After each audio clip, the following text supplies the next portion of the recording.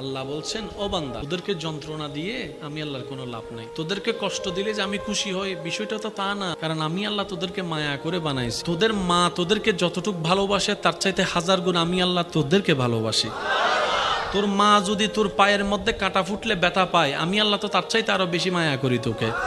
তো তোকে কষ্ট দিয়ে আমি আল্লাহর লাভ কি? ও বান্দা, তুই কি বুঝস না আমি তোর ভালো চাই? তুই কি বুঝস না আমি তোর কল্যাণ চাই? আর তুই বান্দা কি বুঝস না আমি আল্লাহ তো তোকে জান্নাতের মধ্যে দেখতে চাই। কারণ জান্নাতটা তো আমি আমার জন্য বানাইনি, জান্নাতটা তো ফেরেশতার জন্য বানাইনি।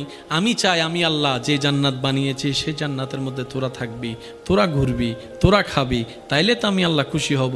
মা ইয়াফআলুল্লাহু বিআযাবিকুম ইন শাকারতুম ওয়া আমানতুম। ও বান্দা, তোদেরকে আযাব দিয়ে আমি আল্লাহ লাভ কি?